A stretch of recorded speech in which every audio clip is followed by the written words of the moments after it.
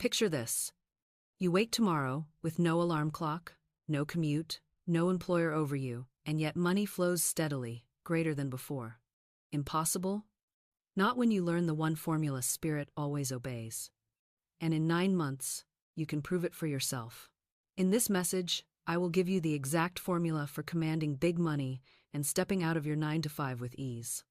If you have worked and still seen little to show for it, if you have begged for opportunity but doors stayed shut, you will learn today why your words have been weak and how to make them almighty. By the end, you will hold a playbook that is faster than toil, surer than chance, and proven by Spirit's unfailing law. I know what it feels like to drag yourself into a job that drains you, to labor 9 hours and still see lack staring back at you, to dream of freedom but have no idea how to get there. The world tells you that years of saving and striving are the only path. But Spirit's law is different. The universe is not deaf, it is waiting for your command. And when you learn to decree your freedom, when you stop asking and start commanding, you will see how swiftly the money, the work, the doors rearrange themselves for you. This is not theory. I have watched it happen again and again, and now it can happen for you. Here is what we will uncover together. First, I will show you why ordinary work and ordinary prayers keep you chained to lack and how to break those habits forever. Then, I will give you the command, the proven formula that forces money to move and opens the way for your escape. Next, I will show you real cases where men and women shifted from jobs they hated to freedom and wealth in months, not years. And finally, I will teach you how to live in the rhythm of this playbook until prosperity becomes steady, not occasional, until freedom becomes your daily atmosphere. Stay with me, for in 9 months or less, you can walk out of your 9 to 5 and into the life of abundance, and it begins with the words you dare to speak today. Here's something most people completely miss, and it explains why they spend year after year chained to jobs they dislike, laboring harder yet never tasting freedom. The world has taught them that toil is the only path, that the paycheck is the source, that the employer is the master of their fate. They rise each morning, clock in, grind through the hours, and imagine that their labor alone will bring them prosperity. But if labor were the source, then surely the hardest workers would be the richest, and yet you and I both know this is not so. Look around: the man who bends his back in the heat, the woman who serves from dawn till night, the clerk who never misses a day. Many of these live with lack, while others who barely lift a hand enjoy wealth in plenty. What does this prove? That effort is not the source. Spirit is the source. And Spirit does not pay wages, it responds to command. You must understand. Work without vision is slavery. Work without decree is bondage. When you imagine that the job is your supply, you chain yourself to it, and you hand over the key of your freedom. But the truth is this: your employer is not your provider. Your paycheck is not your fountain. Your 9 to 5 is not your source. Spirit alone is your unfailing supply, and the universe waits upon your word, not upon your labor. If you remain blind to this, you will work until your body breaks and still wonder why wealth does not arrive. But when you awaken, when you speak, when you dare to decree, then the same job that once felt like a prison becomes only a stepping stone, a channel, a temporary shell, while Spirit prepares something greater. I recall the story of a man who worked tirelessly, giving all his strength to a business that never prospered. He was faithful, he was diligent, he was exhausted, and always he was short. He came to me and said, "Why do I labor so and yet see so little?" And I told him, "Because you trust in toil instead of truth. Speak the decree. Call upon Spirit as your unfailing supply. Release the belief that your labor is your master." He obeyed. He began to decree daily, "God is my unfailing supply." Large sums of money come to me quickly, under grace, in perfect ways. And soon, channels opened, new opportunities appeared, and wealth came to him from directions he had never imagined. His work did not chain him, it became one of many channels through which supply flowed. His freedom came not from toil, but from the word he dared to speak. So I ask you, are you still treating your job as your source? Do you still bow to your paycheck as though it were the fountain of your life? If so, you will remain bound, no matter how many hours you give. But if you will speak the truth, if you will dare to say, "Spirit is my supply, Spirit is my employer, Spirit is my banker," then you will find channels opening that no boss, no wage, no 9 to 5 could ever provide. For work without spirit is slavery, but work with decree becomes freedom. And when you understand this, you will no longer see yourself as a wage earner, you will see yourself as an heir of abundance, commanding your supply into form. What I am about to show you may sting at first, but it will also set you free once you grasp it. Many people imagine their bondage comes only from the job itself, from the long hours, from the small wages, from the boss they dislike. But I tell you, their true chains are not their tasks, but their tongues. For every morning, at the table, on the way to work, in conversation with friends, they speak decrees that bind them tighter to the very slavery they despise. They say, I hate this job. They sigh, I never have enough. They mutter, I'll be stuck here forever. They joke, with my luck, I'll probably die at this desk. And each of these words, careless as they seem, is a decree. Each one is etched into the subconscious as law. The subconscious does not laugh. It does not shrug. It does not say he didn't mean it. No, it records, it engraves, it obeys. I have often used the picture of the phonograph plate. Every word spoken is like a needle carving a groove. Once the groove is made, it plays back again and again, and the life of the speaker becomes the music of his own words. Do you see the danger? If you carve complaint, complaint will play. If you carve fear, fear will play. If you carve lack, lack will play. And soon the melody of your life is nothing but the echo of your careless speech. You blame the job, you blame the world, but it was your own tongue that wrote the record. Weak words bring a weak harvest, and until you change your speech, no change of employer, no change of task, no change of wage will set you free. I remember the story of a man who came to me, weary and bitter, saying, Florence, I've worked 20 years and have nothing to show for it. As he spoke, I noticed how he described his work always with complaint, always with defeat, always with scorn. He said, my job is killing me, I'll never get ahead. I'm cursed with bad luck, I told him. Stop, do you not hear yourself? You are speaking curses into your own soil, and then you wonder why thorns grow. Every idle word you speak is a seed, and spirit is not mocked what you sow, you must reap. Change your speech, and your harvest will change. At first he resisted, for complaint had become his habit, but slowly he began to replace his words. Instead of, I'm cursed, he said, I am blessed. Instead of, I'll never get ahead, he said, wealth flows to me now. Instead of, this job is killing me, he said, this job is but a channel, and spirit is my true supply. And soon, to his astonishment, opportunities shifted, money came from new directions, his health improved, and his life began to sing a new melody. The job had not been the prison, it was his words that bound him. So, let me ask you plainly, what words are you speaking about your work? Are you carving grooves of complaint into your subconscious? Are you playing the record of bondage every morning with your own tongue? For no decree is neutral, each one is a seed, and the soil of your subconscious is fertile. If you sow hatred for your job, you will reap more of what you hate. If you sow fear of lack, you will reap lack in abundance. Weak words bring weak harvest, and until you change your speech, you will remain where you are. But if you dare to replace those words with decrees of truth, if you dare to cancel complaint and carve abundance instead, then the record will change, the music will change, and your harvest will come in strength and plenty. Therefore, watch your words, especially about your work.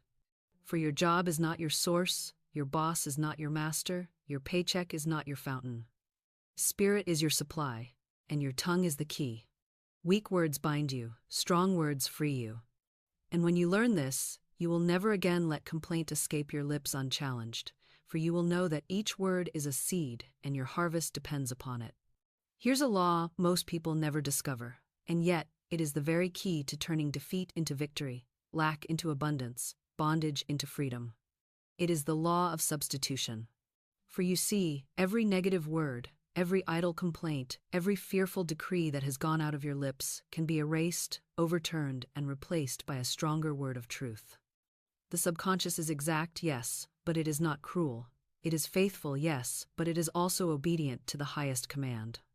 If you have filled it with grooves of fear, you need not live in fear forever. For one word of truth, spoken with authority, is stronger than 10,000 words of complaint. The old record may be carved, but the new record can shatter it. The weeds may be thick, but the new seed can overtake them. And this is the mercy of Spirit, that no past decree need bind you when the present word is spoken with faith. Do you not see how liberating this is? Many come to me trembling, saying, "Florence, I have spoken lack for years. I have cursed my work. I have joked about failure. I have sighed defeat every morning. Am I doomed by my own tongue?" And I answer, "No. For though you have spoken wrongly, you may now speak rightly. Though you have decreed lack, you may now decree abundance. Though you have chained yourself, you may now command freedom." The law of substitution means that the new word erases the old. The decree of truth smashes the decree of error. The vibration of faith overwhelms the vibration of fear. You are not bound to yesterday's words if you dare to speak a new word today. Consider the case of the woman who often joked that she would one day live in a trunk. She repeated it in jest, not knowing the power of her words, and in time, she lost her comforts and did indeed live in a trunk. Now you may say, "But that story proves the danger, not the hope." Yet here is the greater truth. Had she at any moment awakened and said, "That is not true, I erase it. I live in comfort, I live in beauty, I live in abundance," the tide would have turned, the record would have been broken, the harvest would have shifted. It is never too late to replace the wrong with the right. The law of substitution is always at hand. So here is what you must do. The moment you hear a complaint pass your lips, cancel it. Say aloud, "That is not true, I erase it," and immediately replace it with a decree of abundance. If you say, "I hate this job," stop and say, "That is not true. This job is only a channel, and Spirit is my true supply." If you say, "I'll never get ahead," stop and say, "That is not true. Wealth flows to me now, quickly, under grace, in perfect ways." If you say, "I'm stuck here forever," stop and say, "That is not true. I am free, I am prosperous, I am walking out into my destiny." Do not let a single idle word stand. Substitute at once, and in time, the new decrees will grow stronger than the old, until the subconscious plays only the record of abundance. Do you see how powerful this is? You are not a prisoner of yesterday's speech, you hold the key today. You can substitute every wrong word with a right one, every false decree with a true one, every curse with a blessing. And as you practice this, you will find that your tongue grows disciplined, your speech grows clean, your words grow steady. At first you may catch yourself often, canceling and replacing, but soon the habit of truth will overtake the habit of complaint, and the old grooves will fade, and only the new song will remain. Therefore, live in the law of substitution. Do not fear your past words, for they have no power over the present decree. Speak boldly, cancel quickly, replace faithfully. And soon your life will play a new melody, one of freedom, one of abundance, one of prosperity without end. Here is the truth that shatters the prison walls of every weary worker who feels chained to the desk, bound to the clock, trapped in the endless cycle of wages barely enough to cover the week. You were not born to be a slave to wages. You were not created to bow to employers as though they held the key to your destiny. Spirit never designed you to barter away your hours for coins while your soul starves for freedom. No, you were born an heir, a son or daughter of the infinite, endowed with authority to command your good. Yet so many live in bondage because they believe the lie that wages are their source. They see the paycheck as the fountain, the employer as the master, the labor as the only bridge to survival. And in bowing to this lie, they chain themselves with their own fear. But listen to the decree of Spirit itself. "Concerning the work of my hands command ye me." Do you hear the authority in that? Spirit is not asking you to beg, to plead, to crawl for crumbs. Spirit is inviting you to command. To speak as one who knows that supply is already prepared, that wealth is already stored, that opportunity is already waiting. The cycle of wage slavery is broken not by rebellion, not by resentment, not by running from one job to another, but by command.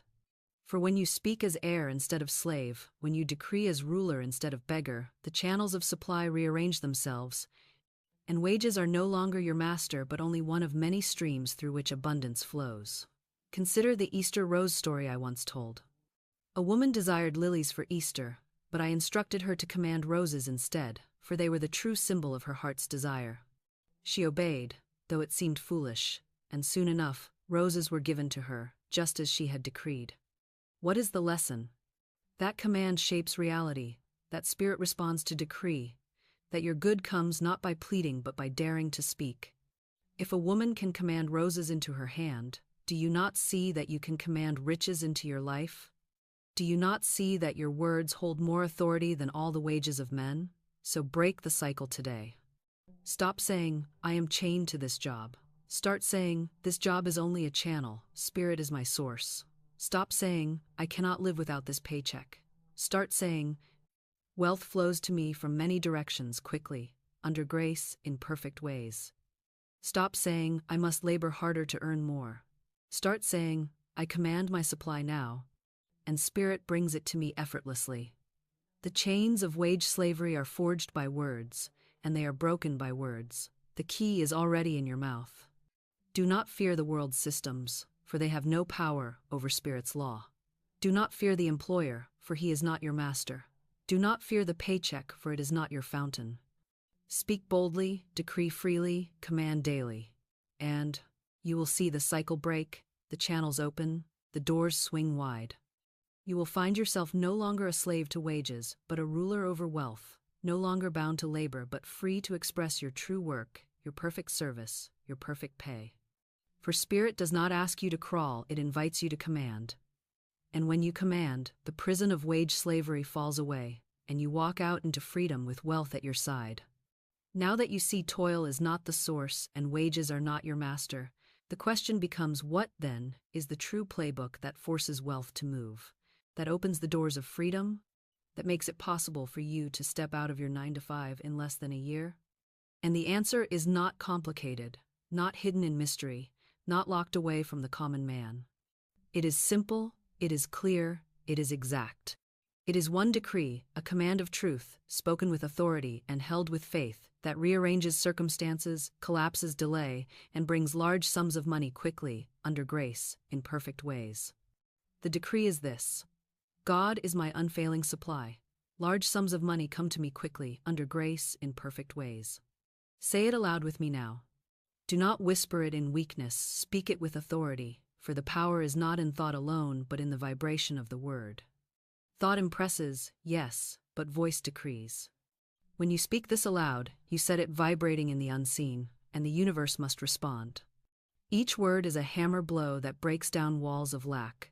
Each phrase is a seed planted in the subconscious. Each repetition deepens the groove until wealth must flow into your life. This is no trick, no superstition, no wishful thinking. It is law. Spoken word shapes reality, decree opens the storehouse, command sets supply in motion. I recall the story of a woman who came to me with only $2 in her purse. Fear told her it was not enough. Lack whispered that she was doomed. But I gave her this decree and told her to bless her purse, to call it a magic purse, and to affirm daily, God is my supply. Large sums of money come to me quickly, under grace, in perfect ways. She obeyed, though at first it seemed foolish, even laughable. Yet within a short time her purse, once holding only $2, held 6,000. 6,000. The decree had done its work, the law had responded, and her lack was overturned. Do you see the principle? The amount does not matter, the starting point does not matter, the appearance does not matter. What matters is the decree. Speak it in faith, hold it in rhythm, protect it from idle words, and the money must come. For spirit is unfailing supply, and spirit is not bound by wages, not limited by employers, not slowed by time. Spirit moves at the speed of faith, and when you decree boldly, spirit rushes to obey. So I ask you, will you dare to speak it? Will you dare to replace complaint with command, fear with decree, weakness with authority? For this is the core command, the key of the playbook, the formula proven by law. Say it daily, say it with rhythm, say it until it becomes the melody of your soul. God is my unfailing supply. Large sums of money come to me quickly, under grace, in perfect ways. Hold it, and the 9 months that once looked like years will collapse into days. For the universe is not deaf, it is waiting for your word. Here is the part that seems almost unbelievable to the world, yet it is written into the very rhythm of life itself, the 9-month formula. When I tell people they can walk free of their job in less than a year, many look at me with doubt, some even with scorn. For the world has taught them that freedom takes decades of saving, of striving, of climbing one weary rung at a time. But spirit has its own calendar, its own clock, and it is not the clock of men. 9 months is the rhythm of birth, the divine pattern of gestation, the season in which a seed planted must become a life delivered. You see it in nature, you see it in the womb, you see it in every cycle of creation. What is conceived in faith and carried in decree will be born in demonstration within 9 months. That is the law, and spirit cannot lie. When you begin to speak the core command, God is my unfailing supply, large sums of money come to me quickly, under grace, in perfect ways. You conceive a seed in the soil of the subconscious. Each morning decree is like the breath that feeds it. Each denial of fear is like the water that sustains it. Each word of thanksgiving is like the sun that warms it. And though at first nothing shows, though the field looks barren, the life is growing beneath the surface. Roots are forming, channels are opening, circumstances are rearranging. And as surely as the child is born at the appointed season, your freedom, your wealth, your new life will be born within the appointed cycle, 9 months or less. I have watched it again and again. Men and women who once thought they would die at their desks began to decree daily, faithfully, boldly. They carried the word through the months, like a mother carries the child, sometimes with discomfort, sometimes with fear to be denied, but always pressing forward, always holding to the decree. And then, almost suddenly, the doors swung open. Opportunities they had never considered appeared. Wealth rushed in through unexpected channels. The job they once feared to leave became unnecessary, and they walked free into a life of abundance. They looked back and said, "How did it happen so quickly?" And I answered, "Because spirit has no delay." 9 months is not a waiting, it is a rhythm, a guarantee, a divine pattern. You conceived it in faith, and you delivered it in truth. Think of it, beloved, 9 months from today, you could be sitting in freedom.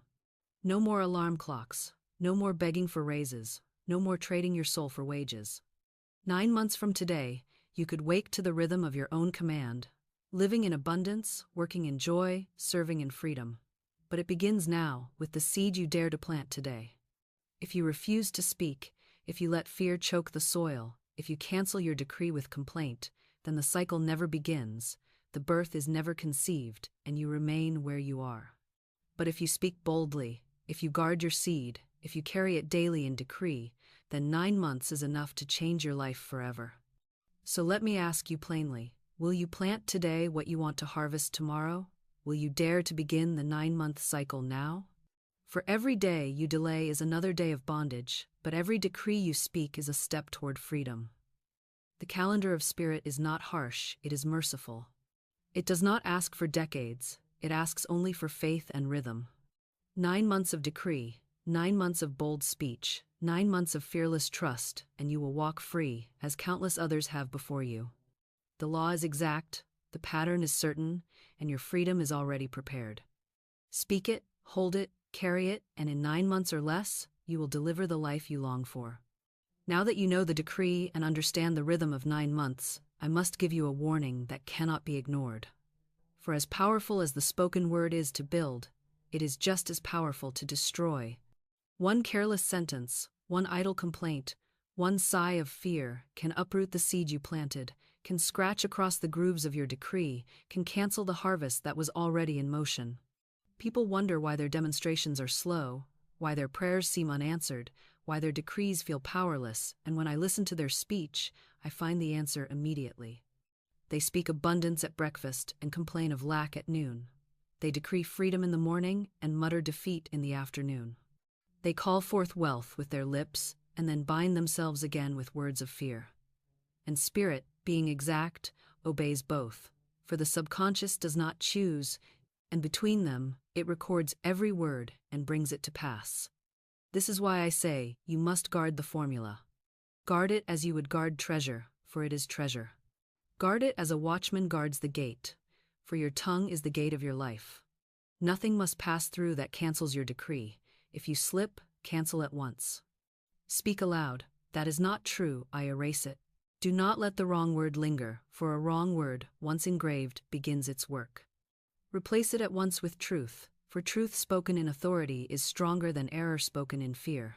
This is the mercy of the law. It allows correction, substitution, reversal. You are not doomed by a single slip, but you must be vigilant to catch it and replace it quickly. I have often spoken of the phonograph plate. Every word, every thought, every decree cuts a groove. And once the groove is made, the subconscious plays it back again and again. But do not despair, for a stronger word can break the groove, a bolder decree can shatter the record. The new plate can replace the old, and the melody of your life can change. If you say, "I'll never get out of this job," and then realize your mistake, speak immediately. That is not true. I am free now. Spirit opens the way in perfect ways. If you murmur, "Money never stays with me," cancel it at once. That is not true. Money flows to me, stays with me, multiplies for me, under grace, in perfect ways. Do you see? You must be vigilant, but you are never powerless. The power to correct, to substitute, to erase, is always in your mouth. I recall the case of a woman who spoke her decree faithfully but also lived in a circle of friends who constantly spoke of lack, of recession, of financial doom. She thought she was safe as long as she herself spoke truth, but she allowed their words to go unchallenged, and she listened in silence. Soon she found her own decree weakening, her faith trembling, her harvest delayed. I told her, "You must refuse to. Let those words enter your atmosphere. Cancel them, deny them, substitute truth." She began to answer boldly, "That is not true. My supply is secure. My wealth is here now." And once she guarded the formula, her demonstration came swiftly. The decree was always working, but it was her careless listening that had allowed the weeds of fear to choke it. So, I say to you, guard your decree. Protect it as a mother protects her child, as a farmer protects his seed. Do not allow idle words, fearful conversations, or careless jokes to trample it. Cancel instantly. Substitute boldly. Replace faithfully. For the decree is powerful, but it must be protected. One word of faith can move mountains, but one word of fear can rebuild them. The choice is always in your mouth. Guard the formula, and the 9-month rhythm will not fail. Here is the part that silences doubt and banishes the thought that all of this is mere imagination. The law of decree is not theory, it is demonstration. It is not wishful thinking, it is proof. Spirit's laws are as exact as mathematics, and once you learn the formula and apply it with faith, the results come not sometimes, not occasionally, not for a chosen few, but always, for all who dare to speak. I have seen it too many times to count. Again and again, men and women who were bound to toil, weary in spirit, fearful of lack, took up the decree and proved the playbook. And when they proved it, they could no longer deny it, for their lives became the testimony. I recall the case of Clara, who longed for a fan she saw in a shop window. She had no money for it, no way to buy it, but she understood the law. She did not say, "I cannot afford it." She did not sigh, "It will never be mine." "No," she said, "that fan belongs to me by divine right." She decreed it, she held it, she spoke it, and soon enough, the fan came into her hands as a gift. To the world it seemed chance, coincidence, good fortune. But Clara knew better. She had aligned with law, and law had obeyed. If the decree can bring a fan, can it not also bring a fortune? For the same law that moves a trinket moves millions. The scale changes nothing, the law is exact. Another woman came to me, burdened with debts and threatened with financial ruin. She could not see a way out. The numbers looked impossible, the deadlines immovable. Yet I gave her the decree. God is my unfailing supply. Large sums of money come to me quickly, under grace, in perfect ways. She spoke it, though her heart trembled. She held it, though appearances mocked her. And just as the deadline pressed hardest, the exact sum she needed was provided through channels she could never have planned. Was this chance? Was it luck? No, it was the playbook at work. She had spoken the law, and the law had responded. Think also of the countless souls who, weary of their jobs, bound to small wages, began to decree daily, "I have a perfect work in a perfect way. I give perfect service for perfect pay." Some found new positions open, others were released from bondage they feared to leave, still others discovered gifts within themselves that blossomed into businesses, ministries, expressions of joy that not only fed their souls but brought abundance to their lives. Each thought they were limited, each thought they were trapped, yet the decree proved otherwise. And in months, sometimes in weeks, their lives were transformed. The playbook had been applied, and the proof could not be denied. So I ask you, what more do you require to believe? Will you continue to say, perhaps it works for others, but not for me? Or will you take these testimonies as evidence that the law is no respecter of persons? The same spirit that brought Clara her fan, that delivered that woman from debt, that lifted countless souls from bondage, waits to prove itself in your life. The formula is not mine, it is divine. The law does not favor one and forsake another, it answers all who command in faith. Therefore, do not say, I will wait until I see proof before I decree. Say rather, I will decree, and proof will follow, for the law cannot fail. The playbook is proven, the formula exact, the testimonies abundant, and now the only demonstration lacking is your own. Speak it, hold it, guard it, and soon your life will be the next testimony written into the record of Spirit's unfailing supply. Now let me show you something that will lift your vision higher. For too often, people hear me speak of money, and they think the law works only in one narrow field, as though Spirit cared for their bank account and not for the rest of their lives. But this is not so. Spirit is wholeness, and the law of decree applies to every corner of existence. The playbook is bigger than wages, bigger than jobs, bigger than bills. It is not merely a key to riches, it is a key to freedom, to health, to love, to right work, to joy, to every good thing that belongs to you by divine right. If you make the mistake of thinking the decree is only for quitting your 9 to 5, you will miss the fullness of what Spirit has prepared. For the tongue that can command money can also command healing, harmony, and expression. The law makes no distinction. The same word that calls dollars calls deliverance. The same decree that shifts your wages shifts your world. I have given many the decree. I have a perfect work in a perfect way. I give perfect service for perfect pay. And when they spoke it, some found not only greater income but also joy in the labor itself, freedom in the expression, peace in their daily rhythm. Work that once drained them became channels of creativity.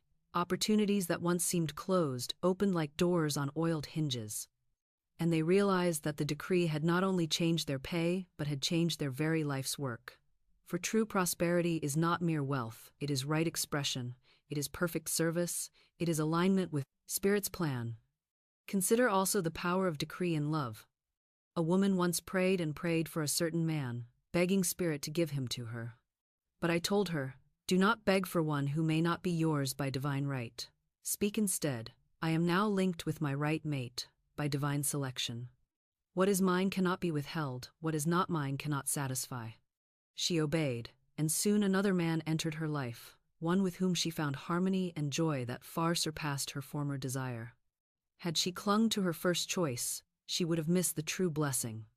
The decree freed her, the decree guided her, the decree brought her into alignment with her rightful place.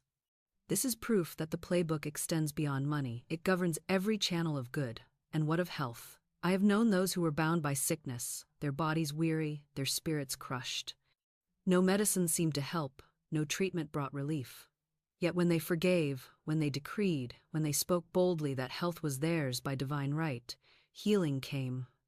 A woman once suffered from a skin disease, bitter and afflicted, until she learned the law of love and spoke forgiveness. As she released resentment and decreed harmony, her skin cleared, her health returned, her life was renewed. The decree had worked, not for money but for health, because the law does not limit itself. Spirit is wholeness, and wholeness obeys command. Do you see then how vast this playbook is? It is not a formula only for escape from labor, though it will free you. It is not a formula only for money, though it will enrich you. It is the law of life itself, the spoken word shaping reality, the decree commanding spirit into form. If you confine it, you shrink it. If you limit it, you weaken it. But if you open it, if you speak it boldly over every area, you will see abundance not only in your purse, but in your body, in your relationships, in your work, in your joy. For the law is one, and it answers all. So, let me urge you, do not use this playbook only for the narrow task of quitting your job. Use it for the larger task of living your life. Command health, command love, command self-expression. Command joy, for spirit is infinite, and spirit waits only for your decree. And when you live this way, you will not merely escape your 9 to 5, you will escape every form of bondage and walk in freedom on every side. Here we come to the enemy that hides behind every delay, every cancelled decree, every harvest that fails to appear. It is not the job that binds you, nor the boss that controls you, nor the paycheck that limits you. It is fear. Fear is the great thief, the silent saboteur, the shadow twin of faith. And unless it is cast out, it will cancel your decrees before they bear fruit. It will choke the seed before it breaks the ground. It will make your tongue powerless though you speak the right words. You must understand what fear truly island fear is inverted faith. Fear is faith in evil, belief in lack, confidence in disaster. Faith says, my good is certain, my supply is secure. Fear says, my ruin is certain, my lack is secure. Do you not see? They are the same power, turned in opposite directions. Faith magnetizes good, fear magnetizes evil. Faith attracts wealth, fear attracts loss. Faith brings speed, fear brings delay. And many who think they are exercising faith are secretly feeding fear. Job himself declared it, the thing I feared has come upon me. He did not say the thing he worked for, the thing he prayed for, the thing he hoped for, he said the thing he feared. Fear drew it as surely as faith would have drawn blessing. And so it is with you. You decree boldly in the morning, God is my unfailing supply. Large sums of money come to me quickly, under grace, in perfect ways. And yet, if you spend the afternoon trembling at unpaid bills, if you pace the night, imagining failure, if you let dread sit in your chest like a stone, then fear is the true decree, and fear will be answered. Spirit does not mock you, it obeys you, whether you speak faith or fear. The subconscious does not argue, it records, whether you plant good seed or bad. And life plays back exactly what you have impressed. Think of the disciples in the storm. The wind raged, the waves beat into the boat, and they cried out in terror, certain they would perish. Yet Christ slept calmly, and when they woke him, he did not commend their fear, he rebuked it. Why are ye fearful, O ye of little faith?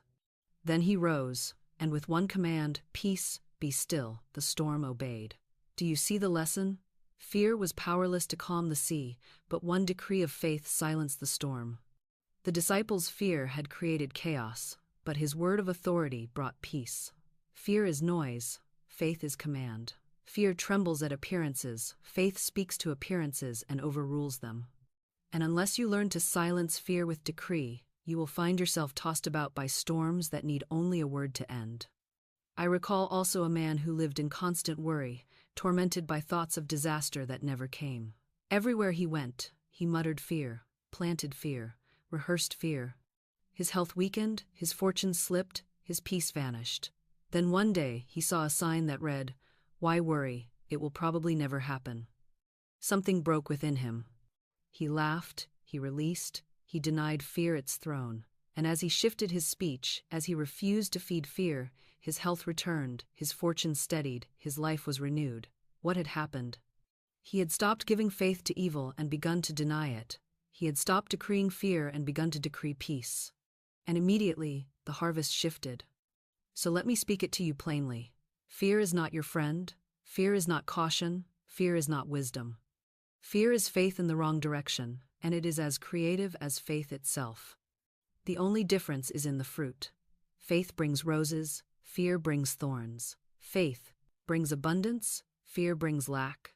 Faith brings freedom, fear brings chains. And until you cast it out, you will speak decrees in the morning and cancel them by nightfall. Therefore, make no truce with fear. Do not tolerate its whispers. Do not excuse it as natural. Do not let it linger as a private thought. Expose it, rebuke it, deny it, erase it. Say aloud, "Fear, you are nothing. You cannot operate. You have no power." And replace it at once with faith. I walk in courage. My supply is sure. My freedom is certain. For the tongue must speak, and it will speak either fear or faith. Choose faith, and the playbook lives. Choose fear, and the playbook dies. The choice is always yours, and the law will answer whichever master you serve. Now that you see fear for what it is, the false prophet, the inverted faith, the enemy of decree, you must also see that you are never left helpless against it. Spirit does not expose an enemy without also providing the weapon that defeats it. And the weapons are not complicated, not hidden, not reserved for saints or mystics. They are in your mouth, in your heart, in your daily rhythm. They are denials, affirmations, thanksgiving, and love. With these, fear can be erased as chalk from a slate, as shadows from a room when the light is turned on. For fear is not substance, it is suggestion. It has no root in spirit, no foundation in law, no permanence in truth. It is an impostor, a shadow without form, and when you shine the word of authority upon it, it vanishes, leaving no trace. First, the tool of denial. Denial is not weakness, not shrinking from truth, but boldness to declare what is not so. When fear whispers, "You will fail," you answer, "That is not true," I erase it. When fear shouts, "You will lose everything," you answer, "That is not true, my supply is sure." When fear gnaws at you in silence, you speak aloud, "Fear, you are nothing, you cannot operate, you have no power," the spoken. Denial breaks the spell. It cuts the groove of fear before it is carved. It cancels the decree before it is etched. Do not argue with fear. Do not analyze it. Do not nurse it. Deny it. Erase it. Cast it out with the word of truth. Second, the tool of affirmation. Denial alone clears the ground, but affirmation plants the seed. Once you have said, "That is not true, I erase it," you must follow with, "This is the truth, I decree it." If fear says, "I am weak," deny it and affirm, "I walk in strength. I am guided. I am secure, I cannot fail." If fear says, "There is no money," deny it and affirm, "Large sums of money come to me quickly, under grace, in perfect ways." If fear says, "This job is all you have," deny it and affirm, "I have a perfect work in a perfect way. I give perfect service for perfect pay." The affirmation engraves the groove of truth, and the subconscious plays it back until your life sings the melody of faith. Third, the tool of thanksgiving. Thanksgiving is faith expressed, gratitude before the harvest, joy before the proof. Fear says, "Nothing is happening." Thanksgiving says, "It is already done." Fear looks at the empty purse and trembles. Thanksgiving looks at the empty purse and says, "I give thanks that it is filled now, under grace, in perfect ways." Fear stares at the unpaid bill and panics. Thanksgiving looks at the bill and says, "I give thanks that this is paid, that supply is mine, that spirit never fails." Thanksgiving magnetizes supply because it proves you already believe. It is the seal upon the decree, the fragrance that sweetens the soil, the sun that quickens the seed. Without thanksgiving, faith is hollow. With thanksgiving, faith is full. Fourth, and greatest of all, the tool of love. For fear and love cannot dwell together. Where love enters, fear flees. Love is the fire that dissolves shadows, the light that breaks the night, the rhythm that steadies the heart. When fear clutches you, speak of love. Say, "Divine love fills my heart, casts out fear, and draws to me all that belongs to me by right." Say, "I love my life, I love my work, I love my good," and love surrounds me on every side. As you speak of love, the grip of fear loosens, the weight of dread lifts, the atmosphere clears. For fear is nothing but love denied, and once love is affirmed, fear must vanish. I remember the man who lived under the torment of worry for years, always imagining disaster, always speaking defeat. His nerves broke, his health faltered, his spirit sank. Then one day, as I told you before, he saw the simple sign, "Why worry? It will probably never happen." Something within him laughed, and that laugh was love breaking through. He denied worry, affirmed life, gave thanks, and let love in. From that day, fear lost its grip, and his health and prosperity returned. It did not take medicine, it did not take effort, it took a shift of word, a change of decree, a surrender to love. So I tell you, when fear rises, and it will rise, do not bow to it. Deny it, erase it, cancel it, affirm truth, plant the seed, decree your supply, give thanks, seal your faith, prove your confidence. And above all, let love reign, for love is the perfect law, and love never fails. With these tools, fear cannot hold you, cannot rob you, cannot cancel your decree. The playbook remains alive, the formula stands unbroken, and your freedom marches nearer with each word you dare to speak. Now we come to a truth that separates those who dabble in the law from those who master it. For anyone can speak a decree when the purse is full, when the bills are paid, when the road is smooth. But the true test comes when appearances shout the opposite of your decree, when the purse is empty, when the bills pile high, when every door seems shut. It is here that most lose their harvest, because they bow to appearances. They tremble before shadows. They forget that appearances are not reality, but illusion. Spirit does not ask you to deny what your eyes see, but it does command you not to be ruled by it. For appearances are like the giants that frightened the Israelites when they stood on the edge of the promised land. The spies looked and said, "We are but grasshoppers in their sight," and because they believed the appearance, they lost the land that was already theirs by promise. Do you see the danger? The giants were shadows. The promise was truth. But fear of appearance robbed them of inheritance. So it is with you. You decree in the morning, "Large sums of money come to me quickly, under grace, in perfect ways." But then you look at the unpaid bill and say, "This is impossible." You see the balance of your account and sigh, "I have nothing." You check the clock of the world and whisper, "It is too late." And with every such word, you cancel your decree. You give faith to appearance. You worship the shadow. But Spirit says, "Judge not by appearances, but judge righteous judgment." What is righteous judgment? To look past the shadow into the substance, to see beyond the surface into the truth, to declare, "My supply is here now, though my eyes do not yet see it. My wealth is present, though my purse is empty. My freedom is secured, though the world calls me bound." This is faith, not to tremble at the giant, but to decree the promise, not to bow to the storm, but to command, "Peace, be still." I have known many who failed at this point. They spoke well for days, even weeks, but when no proof appeared at once, they said, "It is not working." And in that moment, they canceled the whole harvest. They dug up the seed before it could sprout, they trampled the field before the fruit could grow. They bowed to appearances, and appearances ruled them. But I have also known those who held steady, who refused to speak defeat, who gave thanks even while the field looked barren. One woman faced a lawsuit of $3,000. She had no means to pay, and appearances mocked her decree. But she held steady, speaking daily, "God is my supply, under grace, in perfect ways."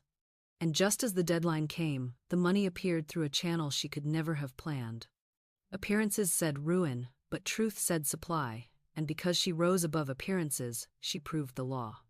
So let me ask you, how do you respond when the giant appears, when the storm rises, when the purse looks empty? Do you tremble and mutter, "It is hopeless"? Or do you rise and decree, "I refuse to judge by appearances. My supply is secure, my good is certain, Spirit cannot fail"?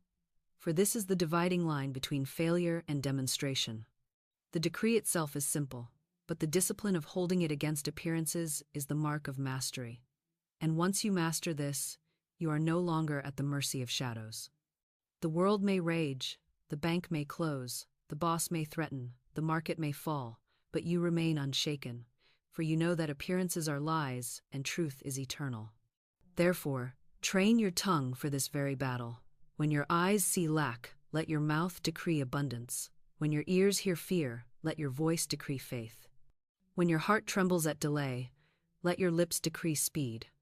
Speak against appearances, not with them. Hold steady, refuse to bow, and you will find that appearances crumble before truth. The giant falls, the storm stills, the purse fills, the decree manifests, and in that moment you will know that appearances never ruled you, you ruled them by the word you dared to speak. Here's the turning point that secures every decree and seals every harvest. Fearlessness must become a habit. For it is not enough to rise in courage for one day, to deny fear in one moment, to speak faith when the atmosphere is calm. If your fearlessness is occasional, your results will be occasional. If your courage is temporary, your harvest will be temporary. The decree must be steady, and so must your fearlessness. It must be trained into you until it is the rhythm of your being, until it is your first response in every storm, until it is as natural to you as breath. Only then can the playbook run without interruption. Only then can your wealth flow without delay. Think of how habits are formed. At first, it is effort. The tongue slips, the mind wanders, the heart trembles. You catch yourself fearing, you catch yourself complaining, you catch yourself bowing to appearances. But each time you deny, each time you affirm, each time you replace fear with faith, you cut a new groove in the subconscious. And as the groove deepens, the effort lessens. Soon, what was once labor becomes instinct. Fear rises, but before it speaks, you answer, "Peace, be still." Doubt whispers, but before it gains ground, you decree, "My supply is here now." Lack mocks, but before it shakes you, you laugh and say, "God is my unfailing source." This is the habit of fearlessness when faith becomes the automatic rhythm of your soul. Remember Christ in the storm. The disciples trembled, certain they would perish, but he slept in peace. Why? Because fearlessness was his habit. When they woke him, he did not rise in panic, he rose in command. He did not analyze the storm, he did not argue with the wind, he simply spoke, "Peace, be still," and the sea obeyed. That was no sudden courage, no temporary boldness, that was the habit of fearlessness, the rhythm of command, and you are called to the same rhythm. For if you can say, "Peace, be still," to the storm within you, the storms outside cannot shake you. I recall the story of a woman who lived in constant dread, every morning expecting disaster. She decreed at times, but her decrees were drowned by her habit of fear. I told her, "You must train yourself to deny fear at once, to affirm truth at once, until it becomes your second nature." She obeyed. Each morning, before her thoughts could wander, she spoke, "Fear, you are nothing. I walk in faith, I cannot fail." Each night, before she slept, she gave thanks for protection and supply. And day by day, her fear lessened, her faith strengthened, her courage deepened. Soon, when challenges arose, her first response was no longer panic but decree. The habit had formed, and with it came steady demonstrations of supply. So I say to you, make fearlessness your daily practice. Do not wait for crisis to train your tongue. Begin each day with denials, continue each day with affirmations, end each day with thanksgiving. Say aloud, "I am fearless, I am faithful, I am secure in spirit." Repeat it until the groove is deep, until the record plays without effort, until courage is your default. For the world will test you, appearances will mock you, storms will rise, but if your habit is fearlessness, none of these can move you. Your decree will stand, your playbook will work, your harvest will come, because nothing remains to cancel it. Therefore, commit to the rhythm.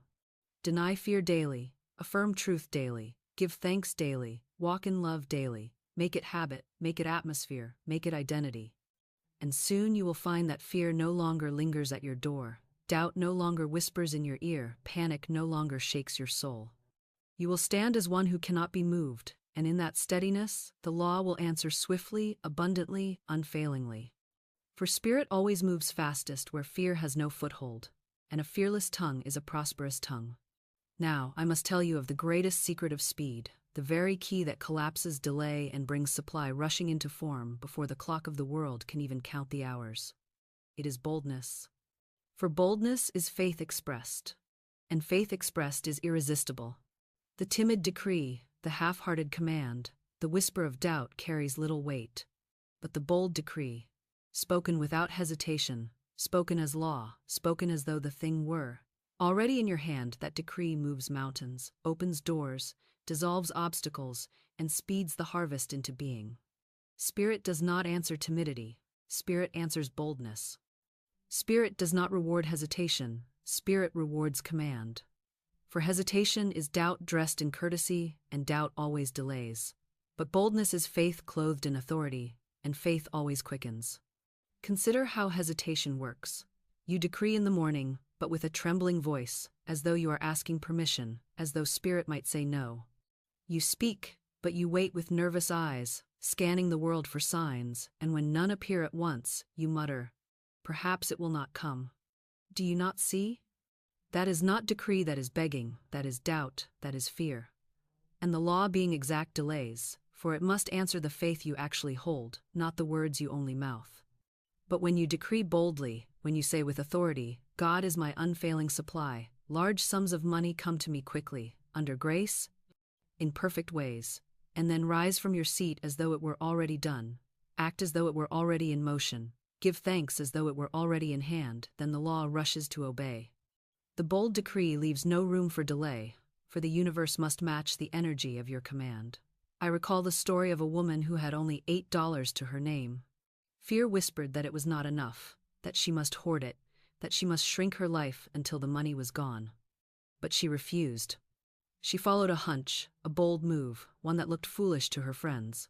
She decreed supply, acted in faith, and soon that small beginning multiplied into abundance. What made the difference? Boldness. She did not cower, she did not hoard, she did not wait in fear. She spoke, she acted, she trusted, she dared, and Spirit answered speedily. The timid soul waits years for what the bold soul receives in months, even days, for timidity delays, but boldness quickens. Think also of Peter stepping out of the boat. As long as he looked to Christ in boldness, he walked on water. The moment he hesitated, the moment he looked to appearances, he sank. So it is with you. As long as your decree is bold, you walk above lack, you stride above fear, you command your good. But when you hesitate, you sink into delay, into doubt, into the sluggish rhythm of the world.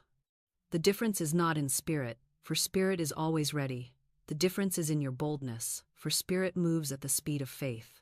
So let me ask you, how are you speaking your decree? With a whisper, with apology, with doubt? Or with authority, with certainty, with command? For the speed of your demonstration is measured not by the size of your need, but by the strength of your decree. Speak boldly, act boldly, give boldly, live boldly. Refuse hesitation, refuse timidity, refuse apology. Rise each morning and declare, my supply is here now, my wealth is in motion now, my freedom is unfolding now, and hold it with such certainty that the world cannot shake you. This is the secret of speed: boldness in word, boldness in thought, boldness in act. And when you live in this rhythm, you will find that 9 months is not a sentence but a guarantee, and often, your good will come even sooner, for Spirit delights to answer the fearless. Here is a law that many miss, and in missing it, they cut off the very supply they once commanded. For they decree boldly, they speak their wealth into form, they see money come rushing into their lives, and then, gripped by fear, they clutch it, they hoard it, they bury it as though it might slip away if ever it moved. And the moment they hoard, the stream dries, the channel closes, the abundance falters. Why?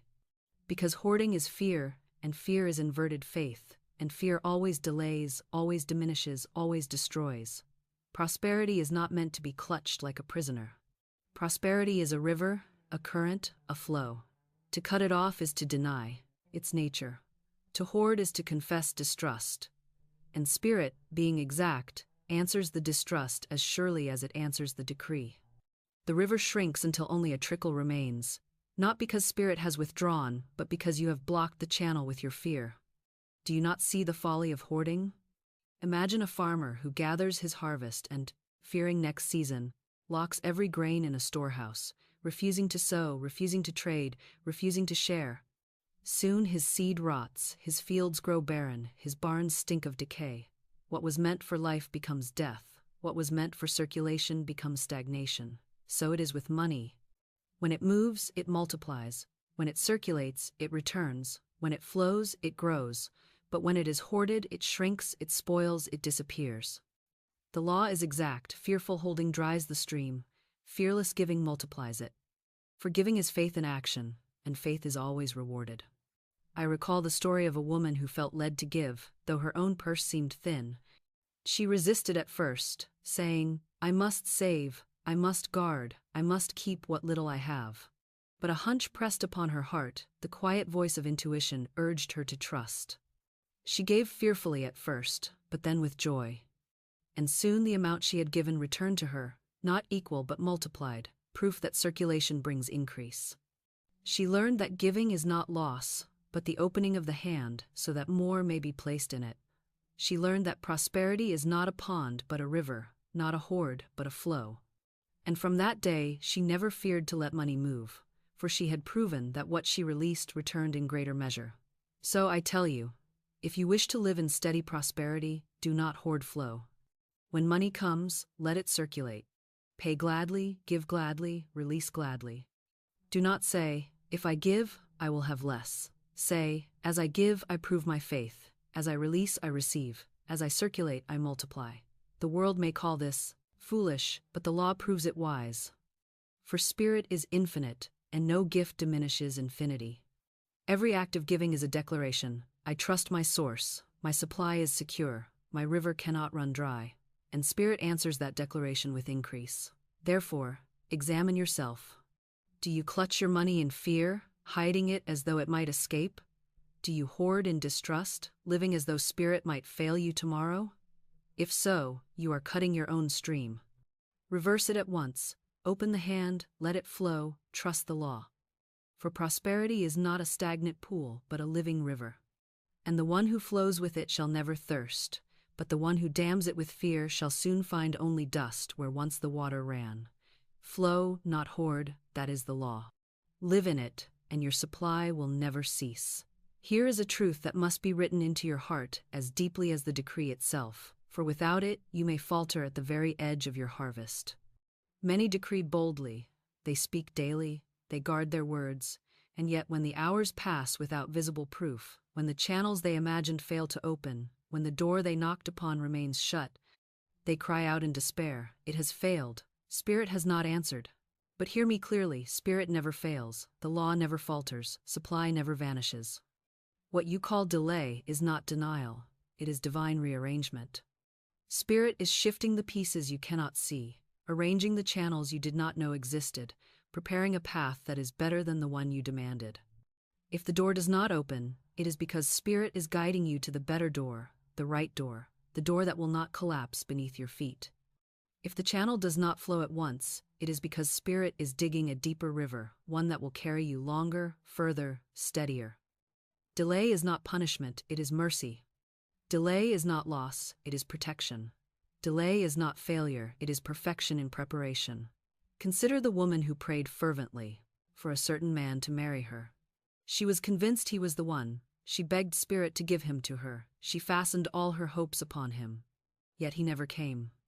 She thought Spirit had denied her, that her prayer was wasted. But when she finally released him, when she decreed instead, "I am now linked with my right mate by divine selection. What is mine cannot be withheld, what is not mine cannot satisfy." Soon another man appeared, her true mate, with whom she found joy and harmony beyond anything she had imagined. Do you see? The delay was rearrangement, lifting her from a counterfeit to the genuine, from disappointment to delight. Spirit had not denied her, it had protected her, preserved her, prepared her for the better gift. The same law holds in money. A man once decreed supply for a certain venture. He expected it by morning, and when it did not come, he nearly lost faith. But he held steady, gave thanks, and refused to cancel his decree. And a short time later, the money appeared from a channel far greater, one that not only provided for the venture but opened opportunities he had never dreamed. Had the first channel delivered, he would have missed the abundance waiting behind the second. The delay was not denial, it was rearrangement, lifting him from the small to the great, from the temporary to the permanent. So I ask you, can you trust Spirit's clock more than your own? Can you give thanks while the purse is still empty, while the bill is still unpaid, while the channel still looks closed? Can you say with confidence, "My supply is moving now, under grace, in perfect ways"? If not through this door, then through another. If not by this hand, then by a better one. What is mine cannot be lost, what is mine cannot be late, what is mine cannot be withheld. For this is faith, not only to decree, but to trust the timing, not only to speak, but to wait with thanksgiving, not only to call, but to believe that the answer is already on the way, though unseen. Think of the farmer. He sows in spring, and he does not cry out in despair when no harvest appears in a week. He trusts the season, he trusts the process, he trusts the unseen work beneath the soil. He waters, he tends, he waits, knowing the harvest is certain in its appointed time. So must you be. Decree daily, guard your words, give thanks, and when appearances say nothing is happening, answer with confidence. Divine rearrangement is at work. My harvest is secure, my supply is certain. The delay is not denial, it is perfection in preparation. And when the time is ripe, the supply will burst forth, richer and greater than you dared to imagine. Therefore, do not stumble at delay. Rejoice in it, for it means Spirit is preparing the better way. Trust, give thanks, hold steady. And soon, you will see that what you once called delay was only rearrangement, and that the gift, when it comes, will make you glad you were held back for a time. Now I will show you how to take this law from an occasional miracle into a steady stream, for the difference between sudden bursts and continuous supply lies in rhythm. One decree, spoken in faith, can open a door, can bring money swiftly, can prove the law at once. But if you leave it there, if you speak only in crisis, if you decree only when pressed, then your life will be a cycle of bursts and gaps, feasts and famines, demonstrations and delays. Spirit does not intend you to live so. Spirit intends you to walk in a steady atmosphere of abundance, where prosperity is no longer a visitor that comes and goes, but a resident that abides with you. And the way to step into this steady stream is to make decree your rhythm, morning, noon, and night, until it becomes the very heartbeat of your soul. Begin with the morning, for the morning is the planting. As soon as you rise, before you touch food, before you open the news, before you speak to anyone else, speak your decree. Say aloud, God is my unfailing supply. Large sums of money come to me quickly, under grace, in perfect ways. Say it not as a question, not as a plea, but as a command. Say it rhythmically, steadily, as though each word were a hammer shaping reality. The subconscious at sunrise is soft, impressionable, like fresh clay waiting to be pressed. What you stamp upon it in the morning will harden into the shape of your day. Therefore, plant abundance first, and your day will carry abundance with it. At noon, tend the seed. Watch your words, guard your tongue, deny every fear. If doubt whispers, cancel it at once. If complaint tries to rise, erase it and replace it. If gossip knocks at your lips, refuse it. And to strengthen your decree, speak a short affirmation in the middle of the day. My supply is here now, my wealth is in motion now. My channels are open now. This keeps the soil moist, the seed alive, the atmosphere charged. Many lose their harvest because they plant in the morning but uproot by noon with idle words. Guard this moment, and you will keep the decree intact until it bears fruit. At night, close the day with thanksgiving. No matter what has or has not appeared, sit in quiet gratitude and say, I give thanks that my supply is secure. I give thanks that my decree is alive. I give thanks that spirit never fails. I rest in perfect faith. Fall asleep with thanksgiving in your heart and truth on your lips. For the subconscious works while you sleep, replaying the last record you place upon it. If you close the day in fear, you will rise in fear. But if you close the day in thanksgiving, you will rise in faith. This is the rhythm morning decree, noon watch, evening thanksgiving. Plant, tend, harvest. Repeat daily until abundance is not a surprise but a certainty. I recall the woman who called her purse a magic purse. She did not speak it once and forget it. She spoke it daily, she blessed it constantly, she made it her rhythm. This purse of mine is a magic purse, she said. It never lacks, it always fills, it overflows with wealth.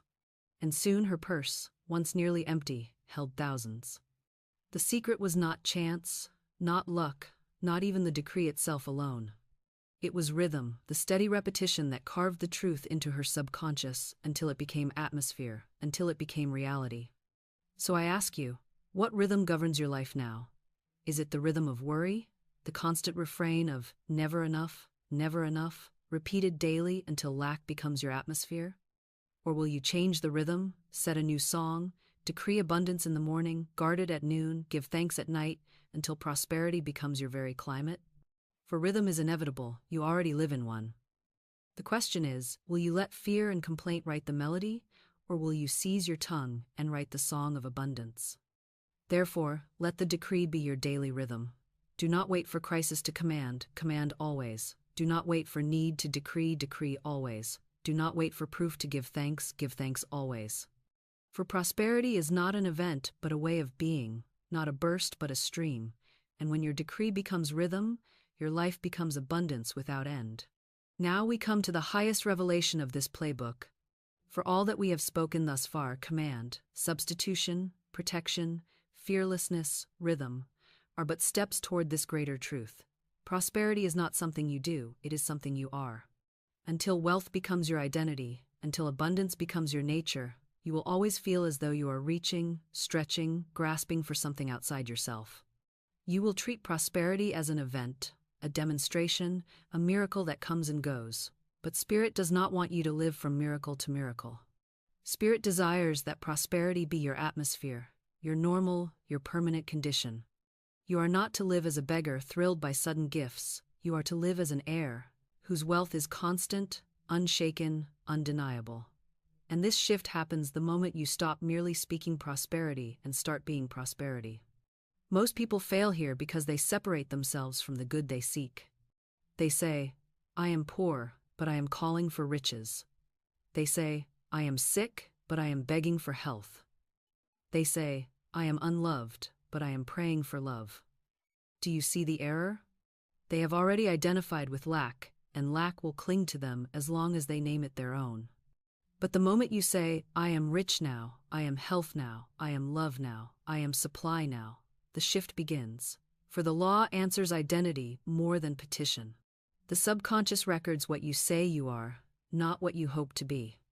If you call yourself poor, you decree poverty. If you call yourself free, you decree freedom. And soon the world rearranges itself to match the identity you have claimed. I recall the case of those who spoke the decree.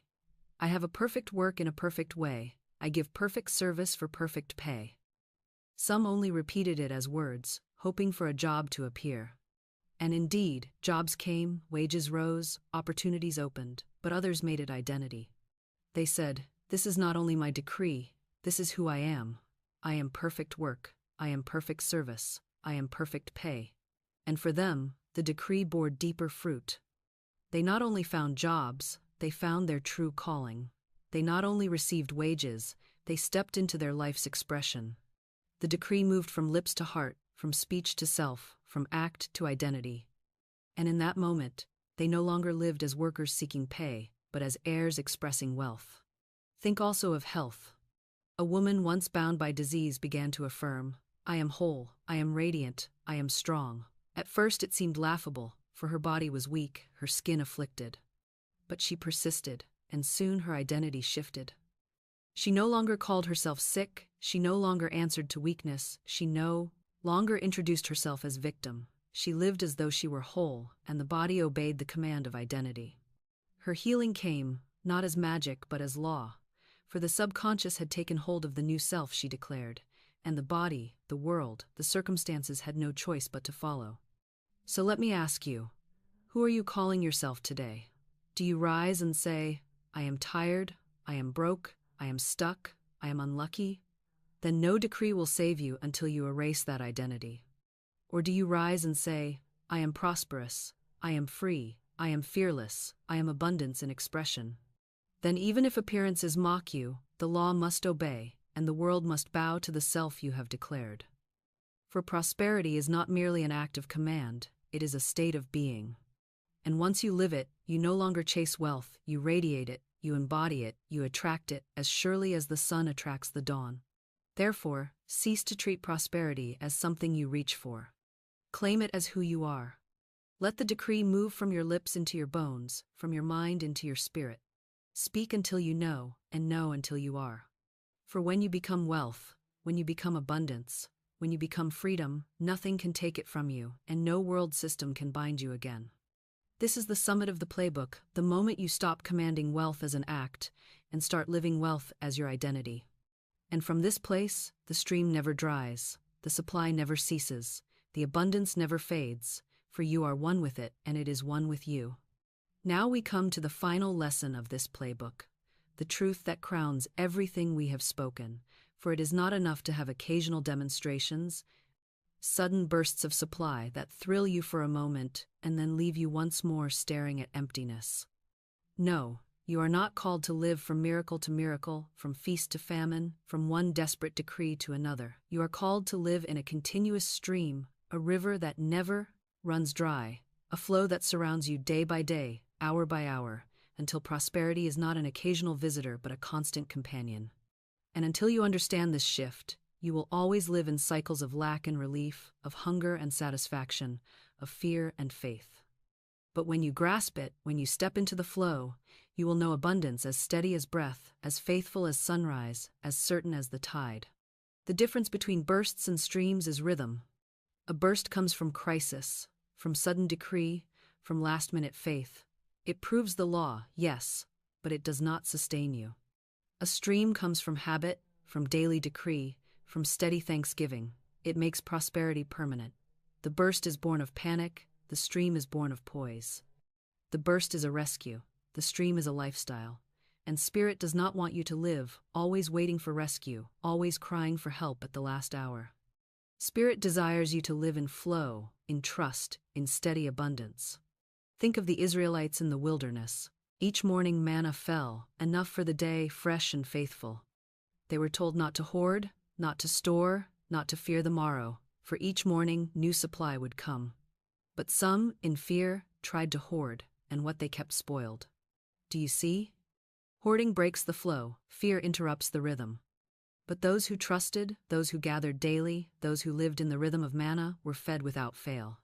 That manna is a picture of Spirit's supply, daily, constant, never failing. You were not meant to hoard, you were meant to flow. You were not meant to survive on sudden bursts, you were meant to live in steady rhythm. I recall many who proved bursts but never streams. They would decree in crisis, the money would come, the debt would be paid, the disaster avoided. They rejoiced, but soon they fell back into silence, into complaint, into fear. And the stream dried, until the next crisis forced them to decree again. Their lives became cycles of struggle and rescue, proof and doubt, joy and fear. But I have also known those who chose the rhythm of decree, who made prosperity their identity, who gave thanks in plenty as well as in need. For them, the bursts became a river. Supply came not only in crisis but in constancy, not only in emergencies but in every day. They lived in the flow, and abundance never failed them. So I ask you, will you be content with bursts, or will you claim the stream? Will you live as one always waiting for rescue, or as one walking in steady supply? For the law will give you whichever you choose. If you decree only in panic, you will have bursts in panic. If you decree daily, faithfully, fearlessly, you will have streams daily, faithfully, fearlessly. Spirit is no respecter of persons, but it is the strictest respecter of law. And the law says, what you decree steadily, steadily manifests. Therefore, step into the stream. Make decree your rhythm, thanksgiving, your atmosphere, abundance your identity. Refuse to hoard, refuse to fear, refuse to wait for crisis. Live in trust, live in flow, live in daily manna. And you will find that prosperity ceases to be a series of sudden bursts and becomes instead an unbroken river, carrying you from day to day, year to year, without interruption, without delay, without end. This is the promise of Spirit, and it is the seal of the Playbook that once you step into the stream, you will never thirst again. Now we have come to the seal of this message, and I would not leave you with fragments scattered in your mind, but with the whole law written upon your heart like fire. You have seen how the world teaches toil, how the 9-to-5 binds men and women in chains of wages, how many labor hardest yet reap the least. You have seen that work without decree is slavery, that complaint carves grooves of bondage, that fear plants harvests of lack. You have seen that the only escape is not in more hours, not in louder effort, not in clever schemes, but in the bold decree, spoken in faith, guarded in rhythm, carried for 9 months like a seed until the birth of your freedom. You have seen the core command, God is my unfailing supply. Large sums of money come to me quickly, under grace, in perfect ways. You have seen the proof of this playbook in case after case, from purses once empty to purses overflowing, from debts canceled to fortunes gained, from bondage broken to freedom lived. You have seen that fear is inverted faith, that boldness is speed, that thanksgiving is seal, that rhythm is stream, that identity is the crown. So let me say it plainly. You are not to remain a slave to wages. You are not to bow to an employer as though he were your master. You are not to live in cycles of bursts and gaps, of famine and feast, of hope and despair. You are to rise now as heir, as ruler, as one who knows the law and dares to command it. You are to speak your word in the morning, guard it at noon, give thanks at night, until abundance is your air, your bread, your atmosphere. You are to plant today and reap tomorrow, to carry for 9 months and deliver in freedom, to live not from miracle to miracle, but from stream to stream, until your whole life sings with prosperity. Say it with me now, aloud, for power lies in the vibration of your tongue. God is my unfailing supply. Large sums of money come to me quickly, under grace, in perfect ways. I walk out of bondage into freedom. My wealth appears now, and I rejoice in it. Speak it again, not as one begging, not as one hoping, but as one commanding. Speak it as law, speak it as truth, speak it as your identity. For each word you utter is a seed, and the field of spirit never fails to yield. And here is my challenge to you. Tomorrow morning, do not rise in complaint, do not bow to fear, do not sigh at appearances. Rise in command. Before your feet touch the floor, before your hands touch your work, decree your supply. Say it boldly, guard it fiercely, give thanks for it, joyfully, and hold it daily, for 9 months or less, until your freedom is born. Do not let timidity delay you, do not let fear cancel you, do not let appearances mock you. Speak, hold, guard, and you will see the doors open, the wages surpassed, the job released, the freedom secured. This is not theory, it is law, and the law cannot fail. But I know what some of you are asking even now. What happens after? If I step out of my 9 to 5, if I command my wealth and walk into freedom, how do I keep it? How do I move into unlimited abundance without fear of loss, without the stream drying up? And here is where the next revelation waits. For there is a hidden law that multiplies riches once you have them, a law that keeps fortune flowing endlessly, a law that opens the secret door to success. Without it, many who gain wealth lose it again. With it, those who gain wealth see it multiply without end. And I will show you this hidden law in my next message, the secret door to success. So do not stop here. Take this playbook, speak it, live it, prove it, and then come with me to the secret door, where abundance is not only gained but kept, not only kept but multiplied, not only multiplied but made eternal. For your journey has just begun, and Spirit has riches beyond measure waiting for you.